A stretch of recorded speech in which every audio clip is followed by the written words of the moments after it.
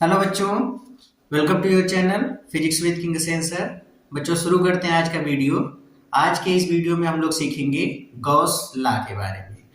तो Gauss law को शुरू करने से पहले मैं इलेक्ट्रिक फ्लक्स के बारे में, जो कि हम लोग पिछले वीडियो में सीख चुके हैं, उसके बारे में छोटा सा इंफॉर्मेशन आपको फिर से दे दूं। बच्चों, इलेक्ट्रिक फ्लक्स किसी भी इलेक्ट्रिक फील्ड में रखे गए किसी सरफेस के परपेंडिकुलर गुजरने वाली वैद्युत बल रेखाओं की संख्या की माप होती है। इसको हम लोग फाई ई से रिप्रेजेंट करते हैं।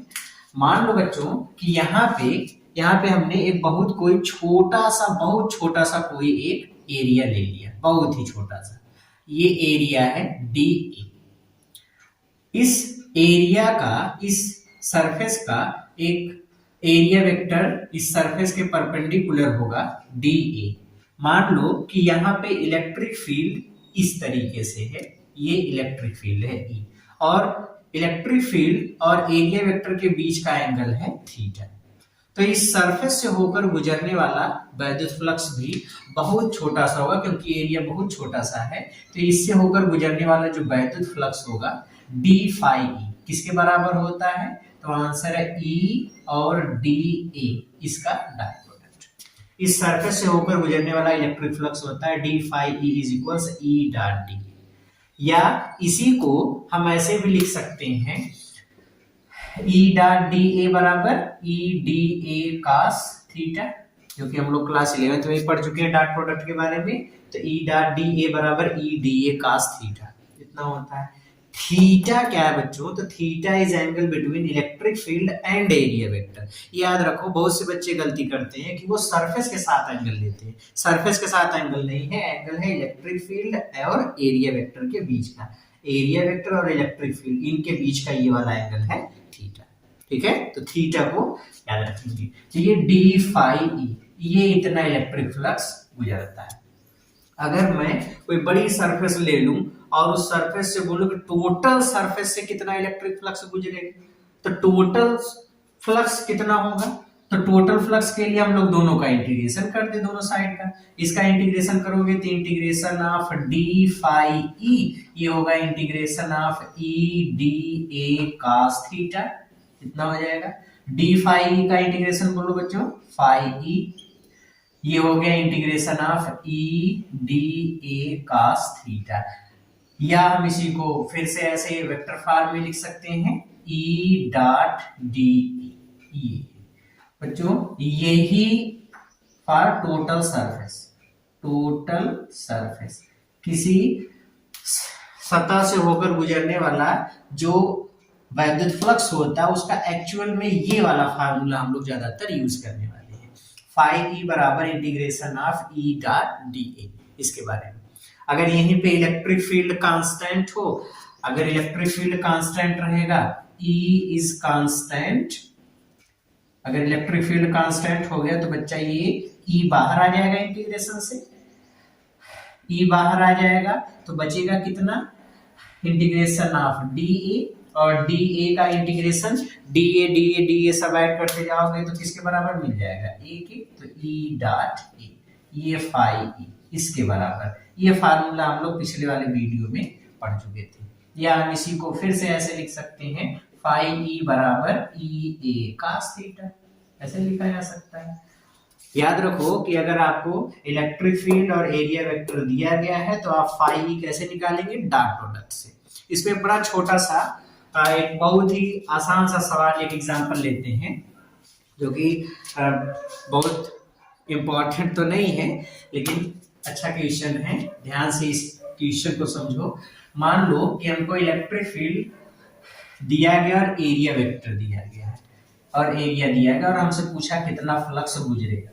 तो फ्लक्स की कैलकुलेशन के लिए अभी हमने बताया बच्चों, जो फार्मूला हम लोग, अगर इलेक्ट्रिक फील्ड वेरिएबल है, एरिया वेक्टर बहुत दिया गया, कुछ भी दिया गया है, तो उससे होकर गुजरने वाला जो फ्लक्स होता है उसका जो जनरल फार्मूला है या जो हम लोग फार्मूला यूज करेंगे वो ये है, फाई ई बराबर integration of E dot D A.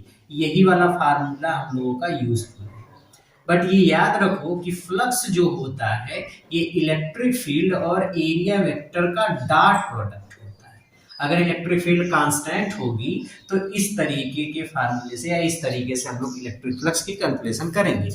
अब यहाँ पे आप ये देखो, मान लो कि आपको दिया गया है कि इलेक्ट्रिक फील्ड है 2i कैप 4j कैप, और आपको कहा दिया गया कि एरिया वेक्टर किसी स्थान पे दिया गया है सपोज 8j कैप। आपसे पूछ लिया गया find electric flux passing through this area, तो इस एरिया से होकर गुजरने वाला फ्लक्स कितना होगा, तो फ्लक्स निकालेंगे तो हमको पता है फ्लक्स डॉट प्रोडक्ट होता है इलेक्ट्रिक फील्ड और एरिया वेक्टर का, तो फाई ई बराबर E dot A, value put up कर दो, ई की value 2i cap plus 4j cap और इसका 8j कैप, डॉट प्रोडक्ट निकालना, और डॉट प्रोडक्ट में हमको पता है खाली j का j के साथ गुणा होता है, i का i के साथ, k का k के साथ, और i का j में कर दोगे तो 0, j का k में कर दोगे तो 0, बाकी सब 0 हो जाते हैं, केवल सेम टर्म का आपस में मल्टीप्लिकेशन होता है, तो i कैप वाला टर्म इसमें 0 हो जाएगा, 4 का 8 में गुणा करोगे तो 8 चौक 32, इतने। और फ्लक्स की यूनिट न्यूटन मीटर प्रति न्यूटन मीटर क्या होता है इलेक्ट्रिक फील्ड का, न्यूटन पर कूलम, इसका metre square, newton metre square पर कूलम, ये इतना फ्लक्स गुजरेगा। क्लियर हुआ? तो बच्चों ये फ्लक्स कैलकुलेशन का तरीका है।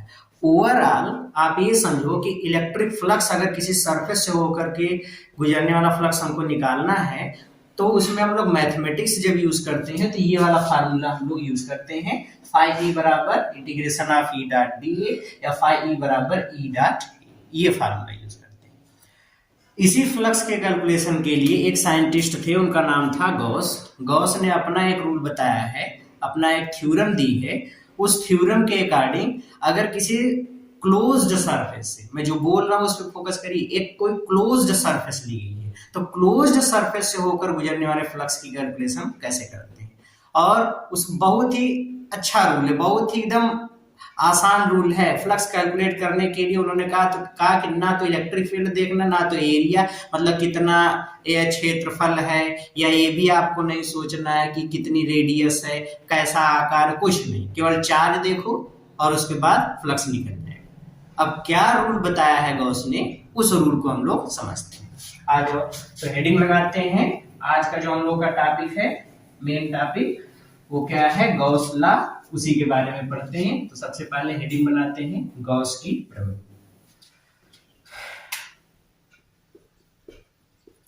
गॉस की प्रमेय,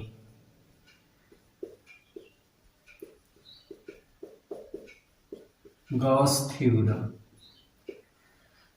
गॉस थ्योरम क्या है बच्चों, पहले मैं इसका स्टेटमेंट लिख लूं। इनका स्टेटमेंट ये था, किसी बंद पृष्ठ, ये इंपॉर्टेंट रहेगा बच्चों, कुछ वर्ड जैसे बंद पृष्ठ कहा गया है। गॉस का लॉ वही एप्लीकेबल होगा जहां पे सरफेस क्लोज्ड हो, क्लोज्ड सरफेस। ओपन सरफेस के लिए ये वाला रूल एप्लीकेबल नहीं होगा। किसी बंद पृष्ठ से होकर गुजरने वाला कुल वैद्युत फ्लक्स पृष्ठ से घिरे, पृष्ठ से घिरे, पृष्ठ से घिरे मतलब इनक्लोज्ड, जो कि उस सरफेस के अंदर होगा, इनक्लोज्ड, पृष्ठ से घिरे कुल आवेश का, पृष्ठ से घिरे कुल आवेश का, कुल आवेश क्यू नेट, और वो भी इनसाइड, क्यू नेट और वो भी इनक्लोज होना चाहिए। कुल आवेश का 1/एप्सिलॉन गुना होता है, ये स्टेटमेंट है। That means phi E is equals Q times of 1/एप्सिलॉन, ये, या हम इसको ऐसे भी लिख सकते हैं, फाई ई बराबर क्यू बाई एप्सिलॉन। अच्छा यहाँ पे याद रखो कि जो चार्ज कहा गया है, Q का मतलब यहाँ पर Q नेट चार्ज है, मतलब टोटल कितना चार्ज होगा।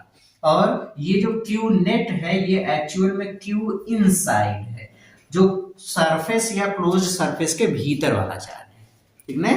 तो गॉस का रूल क्या है? गॉस लॉ ये है कि किसी बंद पृष्ठ से होकर गुजरने वाला कुल वैद्युत फ्लक्स पृष्ठ से घिरे कुल आवेश का 1/ε0 गुना होता है। मतलब गॉस ने ये रूल बताया कि अगर आपको फ्लक्स कैलकुलेट करना है तो आपको यहाँ पे देखो, कहीं इलेक्ट्रिक फील्ड आया है? नहीं है। कहीं पर एरिया है? नहीं। तो आपको एरिया ये सारी चीजें कोई मतलब नहीं है, आपको सीधे क्या देखना है? चार्ज, उस सरफेस से कितना चार्ज इंक्लोज हो रहा है। एक छोटा सा एग्जांपल देखते हैं। मान लो कि हमारे पास यहाँ पे एक कोई ऐसे टेढ़े मेढ़े कोई एक 3D सरफेस है, 3D क्लोज्ड सरफेस है, और यहाँ पे हमने चार्ज ले लिया एक Q1, यहाँ पे एक चार्ज ले लिया Q2 और यहाँ पे एक चार्ज ले लिया Q3। अब हमने कहा कि बताओ इस सरफेस से होकर गुजरने वाला टोटल इलेक्ट्रिक फ्लक्स कितना होगा। तो according to Gauss law total electric flux होगा, अब सरफेस से इनक्लोज्ड नेट चार्ज कितना है। अब याद रखो कि फ्लक्स कौन कौन बनाएगा, तो फ्लक्स Q1 और Q2 बनाएंगे क्योंकि यही सरफेस के अंदर है, क्लोज्ड सरफेस। याद रखो क्या लिखा है डेफिनेशन में? पृष्ठ से घिरे कुल आवेश का। तो इस पृष्ठ से घिरा हुआ टोटल चार्ज क्या है? Q1 और Q2। Q3 तो बाहर चला गया, तो Q3 क्या फ्लक्स बनाएगा? नहीं बनाएगा। फ्लक्स कौन कौन बनाएगा? Q1 और Q2। हाँ, Q3 इलेक्ट्रिक फील्ड बनाएगा। याद रखो कि अगर हम लोग फ्लक्स का ये फार्मूला लगाते हैं E.dA, तो इस फार्मूले में इलेक्ट्रिक फील्ड जो होगा वो Q1, Q2 और Q3 की नेट इलेक्ट्रिक फील्ड होगी। बहुत इंपॉर्टेंट चीज बता रहे हैं, ध्यान से सुनो। Q1, Q2 और Q3 की नेट इलेक्ट्रिक फील्ड है यहाँ पे। लेकिन अगर हम लोग गॉस लॉ यूज करते हैं तो गॉस लॉ के अकॉर्डिंग Q3 का इससे होके गुजरने वाले फ्लक्स पर कोई इफेक्ट नहीं होगा। ये वाला चार्ज बिना मतलब का है, मतलब गॉस लॉ के अकॉर्डिंग ये वाला चार्ज बिना मतलब, कोनो इसका मतलब नहीं। तो इससे होकर गुजरने वाला टोटल फ्लक्स कितना होगा? Q1 plus Q2 by epsilon not. भाई नेट चार्ज कितना है? Q1 plus Q2। हाँ, चार्ज को विथ साइन हमेशा रखना है, पॉजिटिव चार्ज है तो प्लस के साथ, नेगेटिव चार्ज है तो माइनस के साथ। क्लियर हो गया? ओके। तो गॉस लॉ क्या है? गॉस लॉ के अकॉर्डिंग किसी बंद पृष्ठ से होकर गुजरने वाला कुल वैद्युत फ्लक्स पृष्ठ से घिरे कुल आवेश का 1/ε0 गुना होता है। ठीक है, ये गॉस लॉ है।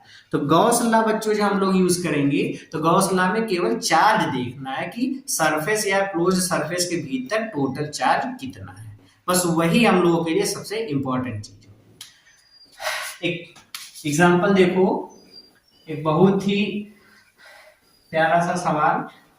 मान लो आपसे कहा दिया गया कि कोई एक क्यूब है, एक क्यूब मैं लेता हूं बच्चों, ये एक क्यूब है, ये है। इस क्यूब के भीतर कहा दिया गया, इस क्यूब के भीतर हमको एक इलेक्ट्रिक डाइपोल दिया गया है। एक इलेक्ट्रिक डाइपोल लिखा गया है -q प्लस q चार्ज से मिलकर बना हुआ है। एक इलेक्ट्रिक डाइपोल रखा गया है और पूछ लिया कि इस पूरे, अब चूंकि क्यूब है, क्यूब है क्लोज्ड 3D सरफेस है, तो इस सरफेस से होकर गुजरने वाला टोटल फ्लक्स कितना होगा। तो अकॉर्डिंग टू गॉस लॉ अगर हम टोटल फ्लक्स निकालते हैं तो फ्लक्स क्या होता है? क्यू नेट, जो इनसाइड टोटल चार्ज होगा, जो नेट चार्ज होगा, अपॉन एप्सिलॉन नॉट। तो फाई ई किसके इक्वल हो गया? What is Q net? Q net total charge. तो टोटल चार्ज हमने पहले बताया था, चार्ज को विद साइन लेना है, तो -q plus q upon epsilon not, ये इससे मर गया, तो फाई ई इज इक्वल्स 0। मतलब टोटल कितना चार्ज है, टोटल कितना फ्लक्स गुजरेगा? 0, कोई फ्लक्स नहीं गुजरेगा। बात आ रही समझ में? तो फ्लक्स हमेशा बंद पृष्ठ से घिरे हुए कुल चार्ज को देख करके कैलकुलेट करना है। क्लियर हुआ? ओके। आज जो बच्चों गॉस के लॉ का प्रूफ लेते हैं, इसको सिद्ध करते हैं कि कैसे flux Q by epsilon naught होता है। आ जाओ, प्रूफ ऑफ गॉस लॉ। मान लो हमारे पास यहां पे कोई एक क्लोज्ड 3D सरफेस है, एक स्फीयर है, एक कोई स्फीयर है यहाँ पे, ठीक। इथे गोला, क्या गोला है, मस्त सर जी, क्या गोला बनाएगा रे तू, ये गोला बन गया। ये मान लो इसके सेंटर पे चार्ज रखा गया, सेंटर वो यहाँ पे एक चार्ज रख दिया गया है Q, ठीक है। मान लीजिए कि कोई ये एक स्फीयर है, 3D sphere, 3D closed surface है, 3D क्लोज्ड सरफेस ये दिया गया है और इसके सेंटर पर चार्ज रखा गया है Q। इसकी रेडियस हमको दी गई है R। हमको ये प्रूव करना है कि इस क्लोज्ड सरफेस से होकर गुजरने वाला जो टोटल फ्लक्स होता है वो Q बाई एप्सिलॉन नॉट होता है according to Gauss law. Gauss का लॉ यही है कि किसी क्लोज सरफेस से होकर गुजरने वाला टोटल फ्लक्स कितना होगा, Q बाई एप्सिलॉन नॉट। तो इससे चेक करते हैं क्या इतना होगा, प्रूव करते हैं। आ जाओ बच्चा प्रूव करें। तो देखते हैं बच्चों, इलेक्ट्रिक फ्लक्स का जो हमारे पास फार्मूला है वो क्या है। इलेक्ट्रिक फ्लक्स अगर बहुत कोई छोटा सा एरिया, यहाँ पे हमने बहुत छोटा सा एरिया ले लिया, ये बहुत छोटा सा एरिया, इसका एरिया वेक्टर है डी, ठीक है। चार्ज यहाँ पे है और यहाँ इस पॉइंट पर अगर मैं इलेक्ट्रिक फील्ड पूछूं तो पॉजिटिव चार्ज के कारण इलेक्ट्रिक फील्ड चार्ज से पॉइंट की तरफ, मतलब यही डायरेक्शन किसकी है, इलेक्ट्रिक फील्ड की भी है। जब इलेक्ट्रिक फील्ड और एरिया वेक्टर दोनों एक ही डायरेक्शन में है तो थीटा कितना हो गया, 0। यहां पे अगर मैं कोई छोटा सा एरिया ले लूं यहाँ पे, तो इस एरिया का जो इस वाले छोटे से सरफेस एरिया का एरिया वेक्टर इधर हो गया DE। अब चार्ज है, पॉइंट यहाँ है, तो चार्ज से पॉइंट की तरफ जो इलेक्ट्रिक फील्ड बनेगा इधर होगा, तो दोनों के बीच का एंगल कितना हो गया, 0 डिग्री। यहां पे अगर मैं कोई छोटा सा एरिया ले लूं तो वही चीज होगी, इधर इसका एरिया वेक्टर और इसी डायरेक्शन में इसकी इलेक्ट्रिक फील्ड, तो थीटा कितना हो गया, 0 डिग्री। फिर से यहाँ पे अगर कोई एरिया ले लूं तो सेम चीज, ये हो गया एरिया वेक्टर, उसी डायरेक्शन में इसका इलेक्ट्रिक फील्ड भी और थीटा फिर से कितना हो गया, 0। तो हम कहीं पर भी इसको छोटे छोटे छोटे छोटे ऐसे एरिया में डिवाइड कर लेते हैं, डीए डीए डीए डीए से।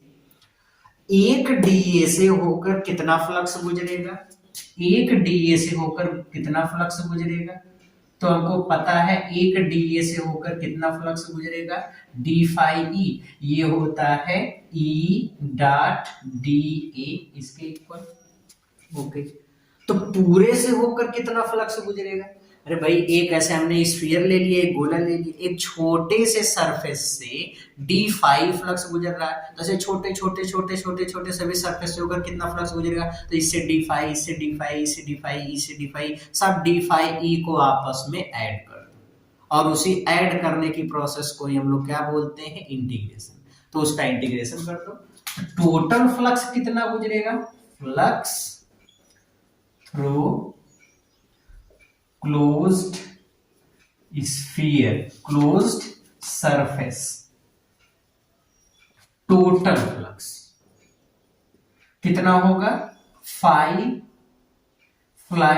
Due to closed surface. इस क्लोज्ड सरफेस से कितना फ्लक्स गुजरेगा टोटल, तो इंटीग्रेशन ऑफ डी फाई, सबको हमने ऐड कर दिया, डी फाई की वैल्यू पुटअप कर लो, तो ये किसके बराबर हो गया, ई डॉट डी।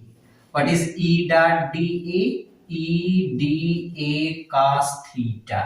तो बच्चा थीटा कितना है, तो यहाँ पे थीटा है E dA cos 0 degree, cos 0 की वैल्यू 1, तो इंटीग्रेशन ऑफ E dA इतना हो गया। बच्चों इलेक्ट्रिक फील्ड के बारे में सोचो, क्या इलेक्ट्रिक फील्ड हर जगह एक समान होगी, क्या इलेक्ट्रिक फील्ड हर जगह एक जैसी है, यूनिफॉर्म है कि अलग अलग है, सोचो सोचो जल्दी से सोचो, क्या इलेक्ट्रिक फील्ड हर जगह एक जैसी है या अलग अलग है, इलेक्ट्रिक फील्ड कैसी है। तो यहाँ पे देखो electric field due two point charge, यहाँ निकाले यहाँ निकाले यहाँ निकाले यहाँ कहीं पर भी अगर निकालो तो इलेक्ट्रिक फील्ड कितना है, इलेक्ट्रिक फील्ड का magnitude 1/4 pi epsilon naught into Q by radius R, तो आर स्क्वायर। यहाँ इलेक्ट्रिक फील्ड निकालोगे तो क्यू बाई आर स्क्वायर, यहाँ निकालोगे क्यू बाई आर स्क्वायर, यहाँ निकालोगे क्यू बाई आर स्क्वायर, यहाँ यहाँ मतलब हर जगह इलेक्ट्रिक फील्ड कैसी एक समान। तो क्या मैं कह सकता हूँ इलेक्ट्रिक फील्ड यूनिफॉर्म है? बिल्कुल कह सकता हूँ। तो इलेक्ट्रिक फील्ड यहाँ पे क्या है, यूनिफॉर्म है। अगर इलेक्ट्रिक फील्ड यूनिफॉर्म है तो ये तो बाहर आ गया, तो ई बाहर आ गया, बचेगा कितना, integration of D A phi due to closed surface, integration of E dot D. अब इंटीग्रेशन ऑफ डी ए मतलब D A D A D A D A D A सबको ऐड करना है, D A D A D A D A D A सबको add कर देंगे तो क्या मिलेगा, ढेर सारा डी ए मतलब क्या हो जाएगा, टोटल एरिया। भाई अब ऐसे इमेजिन करो ये स्फीयर है, छोटे छोटे छोटे छोटे छोटे छोटे छोटे सब सरफेस को ऐड कर दिए तो टोटल सरफेस हो गया। तो टोटल सरफेस एरिया स्फीयर का कितना होता है, 4 पाई आर स्क्वायर। मतलब इंटीग्रेशन ऑफ डी ए किसके बराबर होता है, 4 पाई आर स्क्वायर। तो इंटीग्रेशन ऑफ डी ए किसके बराबर होगा, 4 pi R square. Value put up कर दो तो phi due to closed surface is equals E into 4 pi R square, ये हो गया। अच्छा, phi due to closed surface is equals what is E, E की वैल्यू पुटअप कर लो, ई की वैल्यू क्या है 1/4 pi epsilon naught into Q by R square into कितना मिल रहा है 4 पाई आर स्क्वायर। बच्चा 4 पाई से 4 पाई मर गया, आर स्क्वायर से आर स्क्वायर मिल गया, तो मिल गया हमको phi due to closed surface equals Q by epsilon naught. यही चीज तो गॉस ने बताया था। गॉस ने क्या कहा था कि अगर आपको किसी बंद पृष्ठ से होकर गुजरने वाला फ्लक्स कैलकुलेट करना है तो ये सब करने की क्या जरूरत है, ये सब मत करो ना, सीधे सीधे क्यू बाई एप्सिलॉन नॉट लगा दो। वही तो गॉस की प्रमेय है।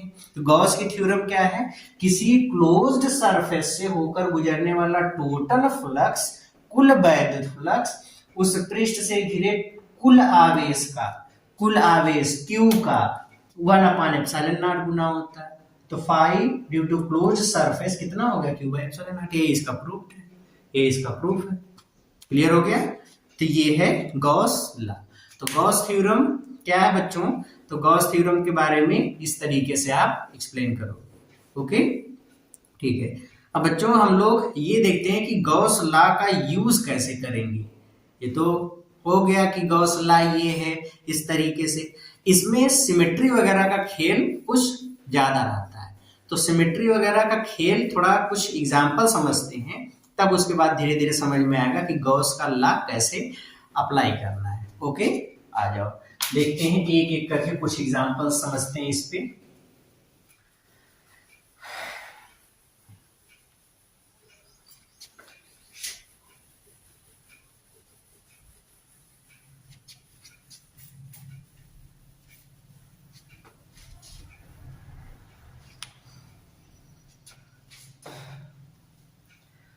देखो बच्चों पहला क्वेश्चन लेते हैं, क्वेश्चन 1।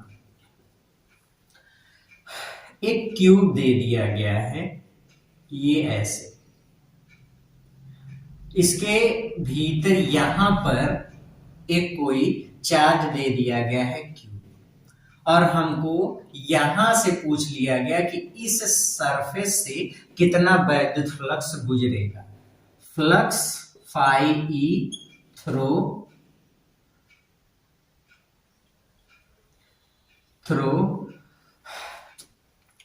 गिवन फेस, इस दिए गए फेस से इस वाले सरफेस से कितना फ्लक्स गुजरेगा, ये हमको फाइंड करना है। तो बच्चों पहले तो हम ये देखेंगे कि चार्ज क्लोज्ड है कि नहीं। अगर चार्ज क्लोज्ड नहीं है तो उसको क्लोज्ड करो, क्योंकि गॉस की लॉ या गॉस का लॉ हमेशा क्लोज सरफेस पे ही अप्लाई होता है। तो ये क्लोज सरफेस है, तो क्लोज सरफेस से होकर गुजरने वाला टोटल फ्लक्स कितना होता है, फाई।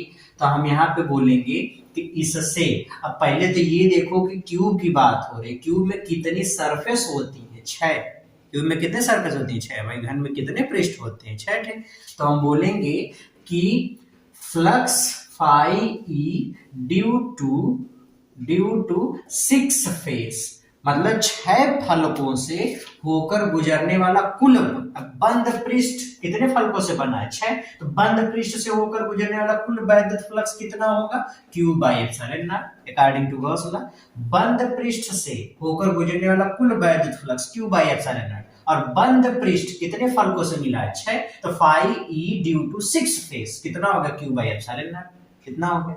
ओके। तो एक फेज से इसलिए flux due to each face, किसी एक फेज से, अब चूंकि घन की बात हो रही है सभी फेज से में एरिया के होंगे, इस वाले फेज से कितना फ्लक्स गुजरेगा? फाई ई बराबर 6 फेज से इतना, तो एक से कितना होगा? तो Q by epsilon not into 1/6, या फाई ई बराबर Q बाई 6 एप्सिलॉन नॉट। ये फार्मूला हम लोग यूज करेंगे। क्लियर हुआ? अगर कोई चार्ज क्यूब के अंदर, क्यूब के भीतर रखा है, तो उस कंडीशन में उसके एक फेज से होकर कितना फ्लक्स गुजरेगा? Q by 6 epsilon not. अगर हम बोल दो कि पूरे क्यूब से कितना गुजरेगा, पूरे क्यूब से कितना गुजरेगा? भाई पूरा क्यूब क्लोज सरफेस है, तो क्लोज सरफेस से कितना फ्लक्स गुजरेगा? Q by epsilon naught. इतना गुजरेगा। तो फाई ई बराबर इतना लिख देंगे। Phi due to closed surface, phi due to closed surface कितना होगा? Q by epsilon naught. और ये क्या है? Phi due to each surface, each surface, एक सरफेस से होकर गुजरने वाला कितना फ्लक्स होगा? ये पूरे से पूछेगा तो पूरा पृष्ठ एक बंद पृष्ठ है, और ये बंद पृष्ठ नहीं, ये केवल एक सरफेस से होकर गुजरने वाला फ्लक्स है। भाई पूरे से गुजरे, कुछ इससे गुजरेगा, कुछ इससे गुजरेगा, कुछ अंदर वाले से, कुछ इससे, कुछ इससे, कुछ इससे, तो खाली इससे कितना गुजरेगा? तो Q बाई 6 एप्सिलॉन नॉट। पूरे से टोटल कितना गुजरेगा? Q by epsilon not. Clear हुआ? इस तरीके से हम लोग फ्लक्स की कैलकुलेशन करेंगे। दूसरा एग्जांपल लेते हैं। आ जाओ, दूसरा वाला एग्जांपल, इसी पर एक क्वेश्चन है। वो क्वेश्चन क्या है उसको देखो।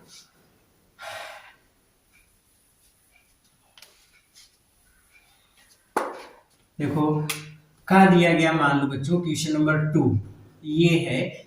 हमसे क्वेश्चन में कहा गया कि ये कोई एक क्यूब है, और इस क्यूब के सेंटर पे, इस क्यूब के सेंटर पे चार्ज रखा गया 17.7 पीको कूलम। कितना है? 17.7, क्यू की वैल्यू है 17.7 पीको कूलम, इतना चार्ज रखा गया। हमसे ये पूछ लिया गया find electric flux due to, पहला टोटल होल सरफेस या total cube, due to cube, पूरे क्यूब से होकर कितना फ्लक्स गुजरेगा। दूसरा हमसे पूछ लिया गया due to each surface, due to each surface, एक पृष्ठ से, एक पृष्ठ के कारण कितना फ्लक्स गुजरेगा, और पूरे क्यूब से कितना फ्लक्स गुजरेगा। ये हमसे क्वेश्चन में कहा गया। क्वेश्चन कैसे सॉल्व करोगे? आ जाओ। अभी हमने बताया कि अगर क्यूब के भीतर चार्ज रखा गया, भीतर कहीं पे, सेंटर पे जरूरी नहीं, कहीं पे भी चार्ज रखा गया, क्योंकि गॉस के लॉ में कहीं पर भी डायमेंशन, अब देखो गॉस की लॉ क्या है? फाई ई बराबर Q by epsilon not. Distance तो कहीं आया ही नहीं, जरूरी नहीं सेंटर है को, यहाँ भी, यहाँ भी, यहाँ भी, यहाँ भी, यहाँ भी, कहीं भी हो सकता है, लेकिन क्लोज्ड सरफेस के अंदर। याद रखो, क्लोज्ड सरफेस के अंदर ये भी अलाउ नहीं। जैसे अगर कोई ये सरफेस है, चार्ज यहाँ इस वाइस के सरफेस पे चला गया, तब भी गॉस का लॉ यहाँ पे एप्लीकेबल। हमेशा चार्ज इसके अंदर होना चाहिए, इसके सरफेस पर नहीं। अंदर कहीं भी हो सकता है, बट इसके सरफेस पे भी नहीं होना चाहिए और इसके बाहर भी नहीं होना चाहिए, अंदर हुआ, क्लोज्ड सरफेस के अंदर। ये याद रखो, अंदर कहीं भी, सेंटर पे या चाहे यहाँ अंदर होना चाहिए। ठीक है?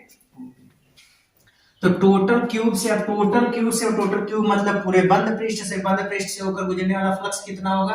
Phi due to close surface कितना होगा? Q by epsilon naught. Q की वैल्यू 17.7 पिको कूलम, मतलब 10 to the power -12 coulomb, divide by epsilon naught कितना होता है? 8.85 into 10 to the power -12। ये इससे मर गया। ओके, कितना हो जाएगा, इसको सरल करोगे तो कितना, ये जाएगा तो 2 के बराबर होगा लगभग, तो ये हो जाएगा 2 न्यूटन मीटर स्क्वायर पर coulomb 5 due to this closed surface. इतना मतलब इस पूरे क्यूब से होकर कितना फ्लक्स गुजरेगा, 2 न्यूटन मीटर स्क्वायर पर कूलम। और ईच सरफेस से तो हम लोग ये वाला फार्मूला भी पढ़ चुके हैं, 5 ड्यू टू ईच सरफेस कितना होता है, क्यू बाई या टोटल जितना फ्लक्स गुजरेगा उसका 1/6, क्लोज सरफेस से जितना गुजर रहा है उसका 1/6। क्लोज सरफेस से कितना गुजरेगा, क्यू बाई एप्सिलॉन नॉट, तो 1 से कितना गुजरेगा, 1/6 गुणे Q by epsilon not, Q by epsilon not close से, तो इस तरीके से लिख सकते हैं 1/6 इनटू क्लोज सरफेस से कितना है 2, इसको कैंसिल कर दो 1/3 या 0.333 इतने न्यूटन मीटर स्क्वायर पर, इतना 5 ड्यू टू ईच फेस या surface.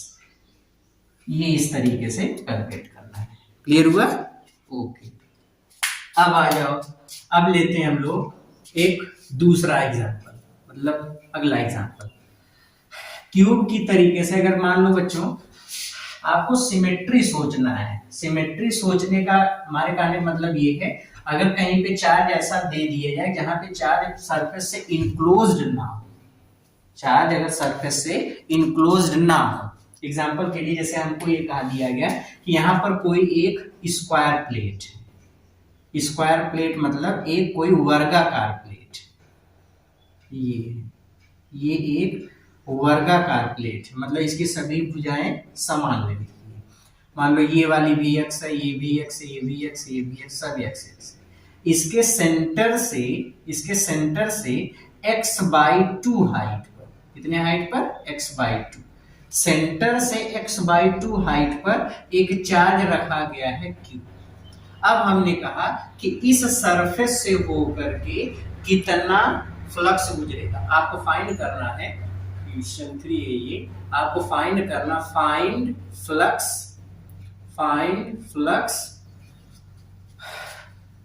Passing through square plate.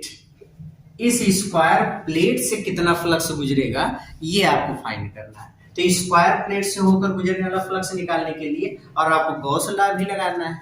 और गॉस लॉ क्या यहाँ पे हम लोग इसे डायरेक्टली अप्लाई कर सकते हैं? नहीं कर सकते।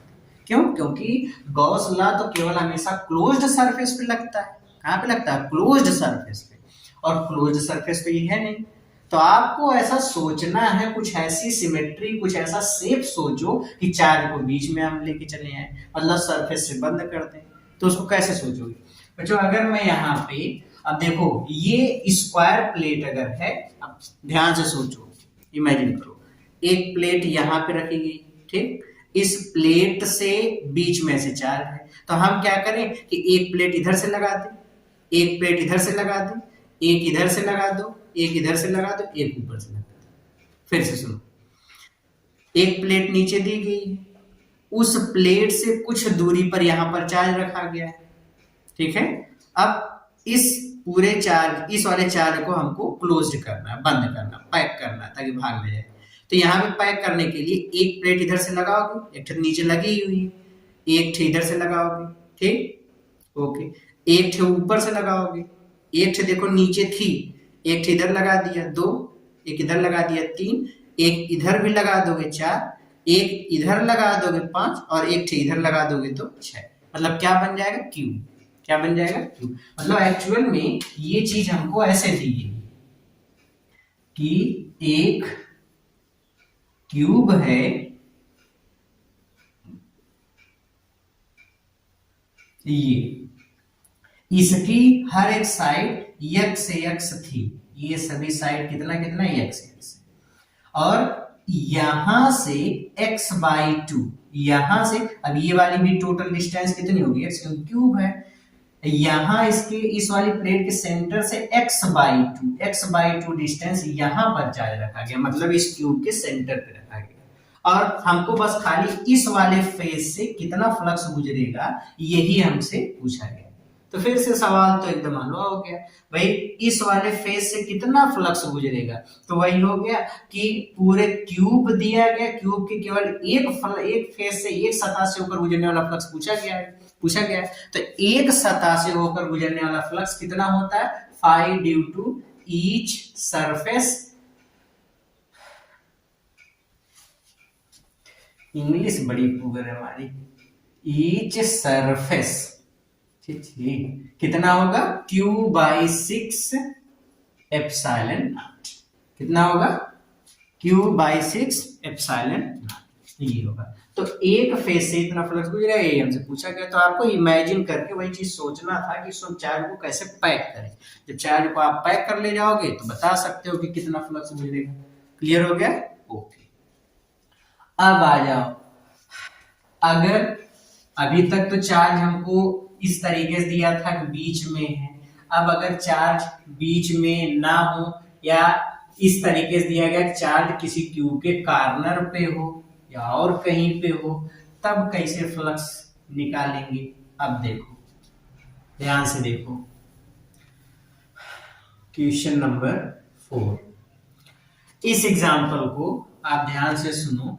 मान लो कि हमसे कहा दिया गया कि एक क्यूब है, जो सॉलिड स्टेट केमिस्ट्री में आप लोग एक टॉपिक पढ़े होंगे, इस टॉपिक का ही बड़ा इंपॉर्टेंट क्वेश्चन है ये।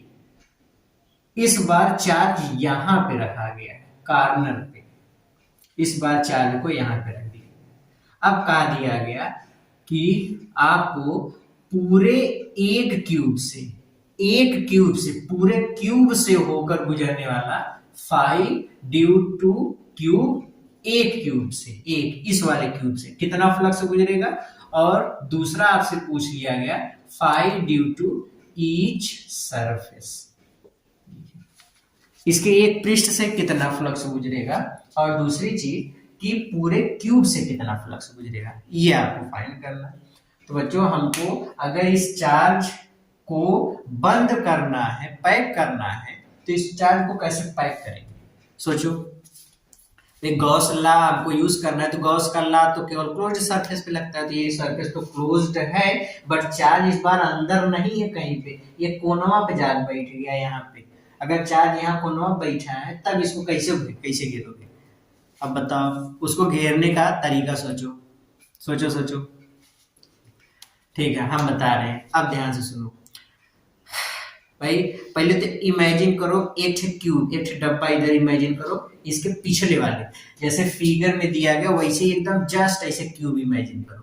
कर लिया, कोने यहाँ पे एक चार्ज हमने रख दिया, ठीक है।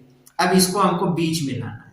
देखो इसको हम कैसे घेरते हैं, जैसा क्यूब मतलब डब्बा समझो, जैसा डब्बा यहाँ पे रखा गया था जिसके कोने पे वाला चार्ज, इसके ऊपर एक डब्बा लगा दो, ठीक, लगा दिया, एक इधर लगा दो, एक डब्बा नीचे, एक उसके ऊपर, आगे से तो घिर गया।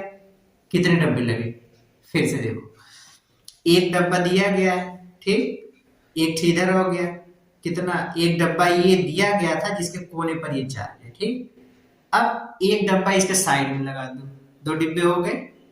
अब अभी भी चार्ज तो कोने पे ही है, एक इसके ऊपर रख दो, एक इसके ऊपर रख दो, कितने हो गए, कितने डिब्बे हो गए, 4। अब देखो ऐसे ही पूरा 4 डिब्बा इसके पीछे लगा दो, ऐसे ही पूरा 4 डब्बा इसके पीछे लगा दो। भाई पीछे अगर एक लगा दोगे, फिर इसके पीछे, फिर उन दोनों को अगर ऐसे लगा दो, उसके ऊपर एक लगा दोगे, तो यहाँ का जो कोने का जो इस डिब्बों का जो कोना में चार्ज था, पीछे से भी अगर लग गया, 2 डिब्बा इधर से, 2 डिब्बा इधर से, तो इधर से पूरा पैक हो गया, ये तो हुआ। और इसके ऊपर एक लग गया था, इसके ऊपर लग गया था, तो आगे से भी पैक हो गया। तो समझ में आया? देखो इसे,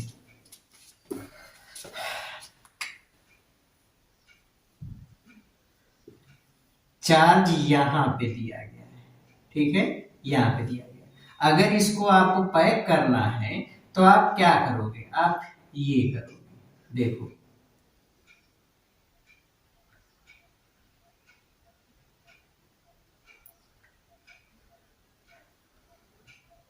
एक डिब्बा तो यहां पे लगा दो, ठीक है, एक चार्ज यहाँ पे है तो एक यहाँ पे लगा दो, ऊपर भी ऐसे एक एक डिब्बे लगा दो। ठीक,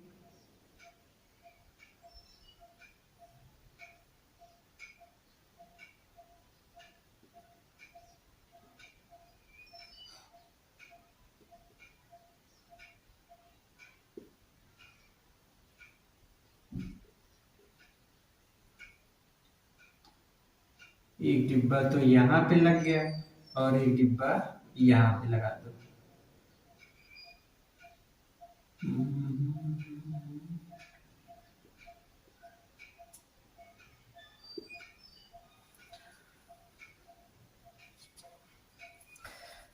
इमेजिन कर लो, मान लो बच्चा एक डिब्बा है ऐसे, ठीक है। देखो एक डिब्बा यहाँ पे हो गया, एक यहाँ हो गया, एक यहाँ हो गया, एक यहाँ हो गया, ये चार तो अभी ऐसे है। अब देखो कि अगर इसको क्लोज्ड करना है आपको, अगर इसको क्लोज्ड करना है, बन गया देखो एक डिब्बा ये था, एक ये, एक ये, एक ये, चार डिब्बा हो गया। चार यहाँ इसके पीछे वाले कोने पे रखा गया है, तो आगे से तो ये कवर हो गया भाई, डिब्बा तो इसे आगे भी तो रहेगा, आगे से तो कवर हो गया। इसके पीछे भी अगर चार डिब्बा लगाओगे तब तो ये वाला चार्ज बीच में आएगा। अगर पीछे नहीं लगा, खाली ऊपर हुई, तो खुद पीछे की तरफ इसको ऊपर रखते चले जाओगे, चार्ज तो इधर तो खुला हुआ है और इधर खुला हुआ तो भाग जाएगा, और हमको बीच में रखना है, बीच में तो पीछे भी तो चार डिब्बा लगेगा। मतलब टोटल इसको अगर घेरना है तो कितने क्यूब लगेंगे? 8 क्यूब। टोटल कितने क्यूब लगेंगे? 8 क्यूब। अब 8 क्यूब बनाने के बाद ये क्लोज्ड सरफेस बन रही है। कितने? 8 क्यूब। मतलब हम ये यहां पे कह सकते हैं कि 8 घनों से होकर गुजरने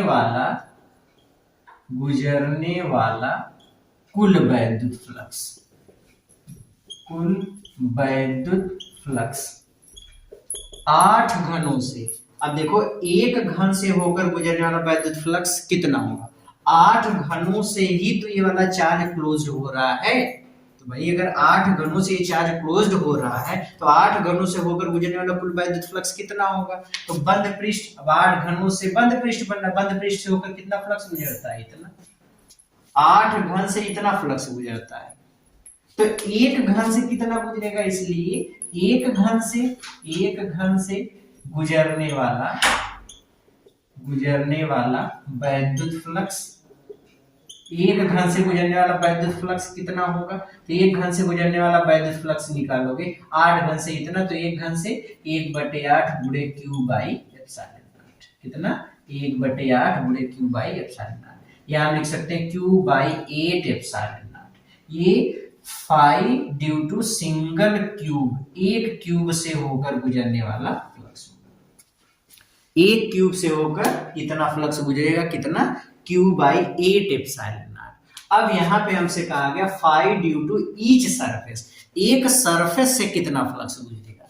एक सरफेस से कितना फ्लक्स गुजरेगा? तो एक सरफेस से होकर गुजरने वाला फ्लक्स अगर निकालोगे तो देखो यही चीज सोचना है कि हर क्यूब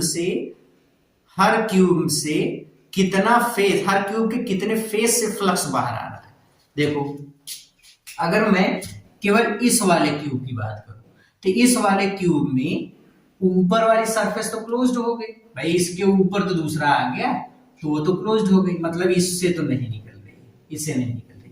किससे निकल रही है? एक यहां से निकलेगा इस वाले साइड से, एक सामने वाले से निकलेगा, और क्या पीछे वाले से निकलेगा? इसके पीछे वाले से नहीं, इसके पीछे वाले से क्यों? क्योंकि उसके पीछे भी तो डब्बा लगा है, तो वहां से भी नहीं निकलेगा। नीचे वाले से, इस वाले से, इससे निकलेगा, कोई इधर कुछ नहीं।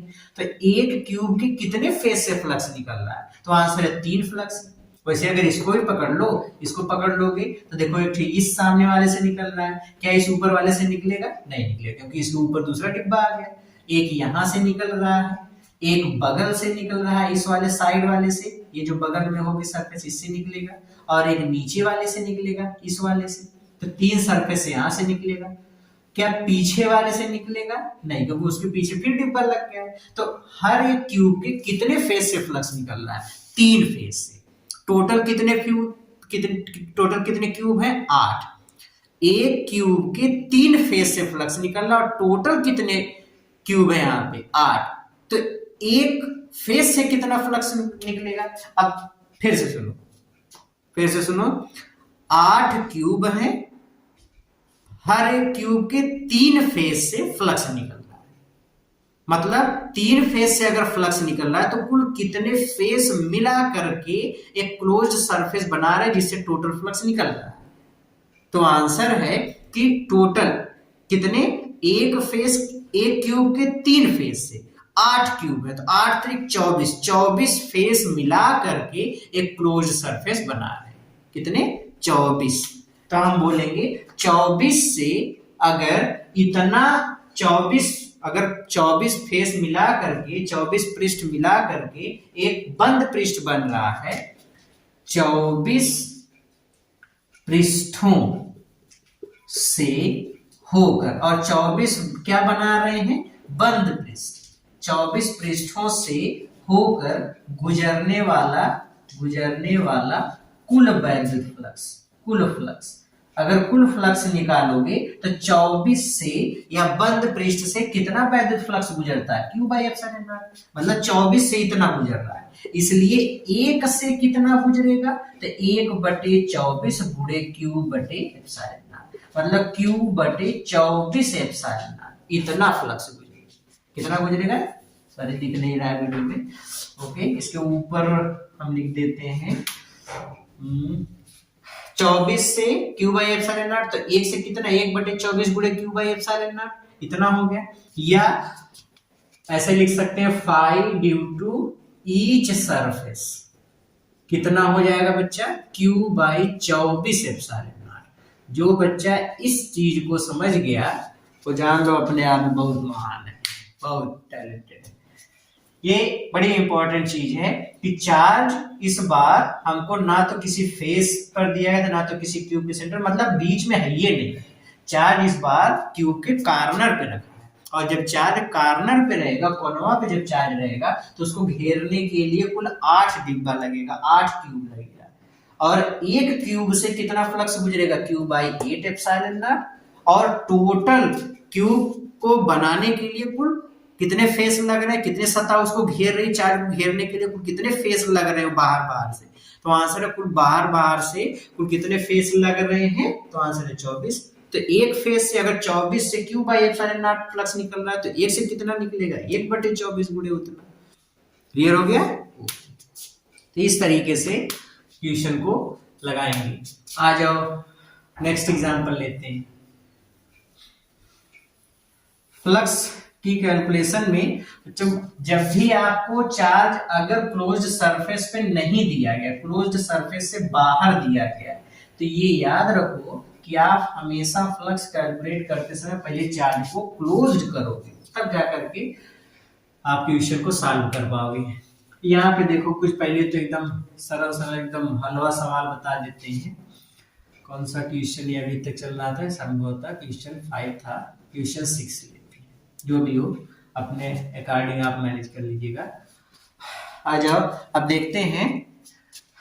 मान लो कि यहाँ पे हमको एक कोन दिया गया है, ये सर्कस की टोपी, यहाँ पे चार्ज इसके अंदर रख दी, इस बार चार्ज अंदर है तो हमसे पूछ लिया गया टोटल इस पूरे कोन से होकर कितना फ्लक्स गुजरेगा। तो टोटल बंद पृष्ठ है, 3D शेप है, इसके अंदर अगर चार्ज फंस गया तो इससे होकर गुजरने वाला फ्लक्स कितना होगा, फाई ड्यू टू क्लोज्ड कितना Q बाई एप्सिलॉन। ये टेढ़ी मेढ़ी सरफेस चाहे जैसी अगर चार्ज अंदर है, चार्ज अगर क्लोज्ड है, 3D सरफेस है, क्लोज्ड सरफेस से कितना फ्लक्स गुजरेगा, तो ये हमेशा आपको याद रखना है phi due to closed surface कितना होगा, Q बाई एप्सिलॉन नॉट इतना होगा।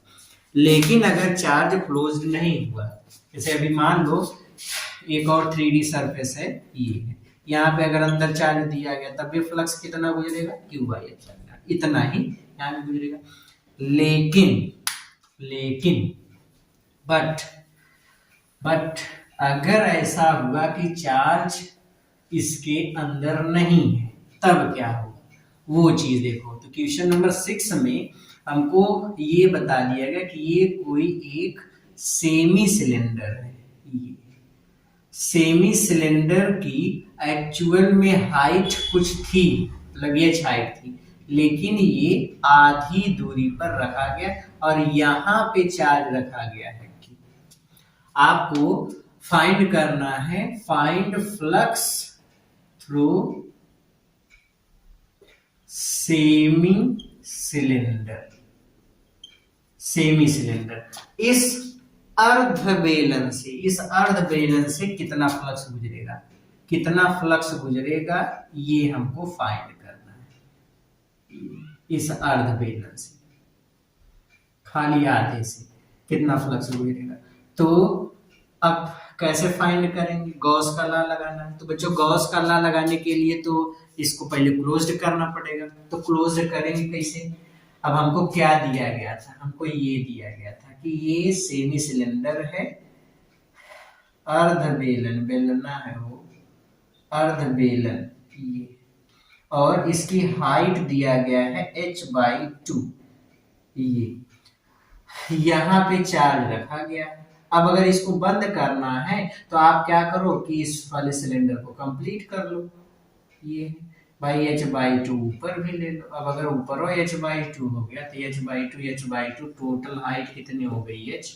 क्या ये वाला चार्ज बीच में आ गया, बिल्कुल बीच में आ गया। पहले तो नंगा पुंगा था, इसे बाहर था, अब इसके ऊपर एक और हमने इसे रख दिया सिलेंडर। भाई एक सिलेंडर दिया गया था, यहाँ पे चार्ज रखा गया था, एक सिलेंडर दिया गया था, यहाँ चार्ज रखा गया था। अब ये खुला हुआ था, नीचे से तो पूरा होल है, मतलब बंद है, बट यहाँ तो खुला हुआ है। तो हमने क्या किया, इसके ऊपर एक और इसे रख दिया, तब तो बीच में आ गया, क्लोज्ड हो गया। अब अगर क्लोज्ड हो गया तो क्लोज्ड सरफेस से होकर पूरे सिलेंडर से पूरा सिलेंडर अगर बन गया कंप्लीट ये हाइट वाला, तो इस पूरे सिलेंडर से कितना फ्लक्स गुजरेगा। चूंकि ये क्लोज्ड सरफेस हो गया तो गॉस के लॉ के अकॉर्डिंग इतना फ्लक्स गुजरेगा।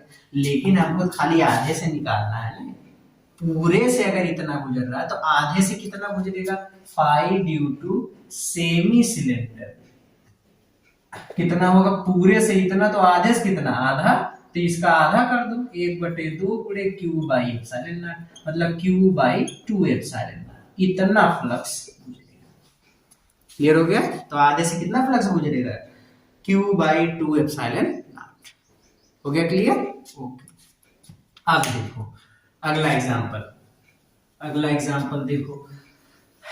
इस बार हम लोग लेते हैं एक हेमीस्फीयर, मतलब एक फुटबॉल जैसी शेप ही थी बट उसको काट दिया गया है आधे से ऐसे। चार्ज इस बार यहाँ पे इसकी रेडियस है कुछ, यहाँ पे चार्ज रखा गया है और हमसे पूछ लिया गया कि फाइंड फ्लक्स थ्रू हेमीस्फीयर, इस अर्धगोले से कितना फ्लक्स गुजरेगा। 3D तो है बट क्लोज नहीं है, चार्ज को बंद करना पड़ेगा। बंद करने के लिए आप क्या करो कि आधा गोला और इधर से लेके आओ। ये सब बच्चों थोड़ा सा माइंड का गेम है, सब माइंड थोड़ा सा यूज करोगे, चार्ज को क्लोज कर लोगे तो सवाल अपने आप धड़ाक से लग जाएगा। ये कैसा गोला है अच्छी, एकदम निक गोला बना, मतलब अच्छा गोला बनाते हैं। ओहो, ये लगता है हमसे ना बच्चा, तुमसे ना हो पाएगा। लेट मी ट्राई, फिर भी बहुत हुआ। अब इसको कंप्लीट करते हैं, इस वाले स्फीयर को कंप्लीट करते हैं। ये चार्ज यहाँ पे दिया गया, हमको खाली आधे से होकर गुजरने वाला फ्लक्स निकालना है। तो अगर हम पूरा ऐसे बना ले, पूरा गोला ले ले तो क्लोज सरफेस हो जाएगा। फाई ड्यू टू इस टोटल स्फीयर से, फाई ड्यू टू इस क्लोज्ड सरफेस से कितना फ्लक्स गुजरेगा, गॉस के लॉ के अकॉर्डिंग इतना फ्लक्स गुजरेगा। तो बाकी आधा से कितना गुजरेगा, मतलब आधे से कितना गुजरेगा, तो phi due to hemisphere, hemisphere आधे से, अब पूरे से इतना तो आधे से कितना गुजरेगा, इसका आधा, इतना फ्लक्स गुजरेगा, यही तो होगा। तो इस तरीके से बच्चों थोड़ी सी सिमेट्री का कॉन्सेप्ट आप लगाओगे, चार्ज को क्लोज करना सीखोगे तो आप फ्लक्स कितना गुजरेगा ये आप निकाल सकते हैं। बाकी इसके आगे एप्लीकेशंस आप गॉस लॉ और दूसरी चीजें और इस पे खूब अच्छे अच्छे सवाल हम लोग आने वाले वीडियो में पढ़ेंगे या नेक्स्ट वीडियो में पढ़ेंगे। तब तक पढ़ते रहिए, मेहनत करते रहिए। All the very best.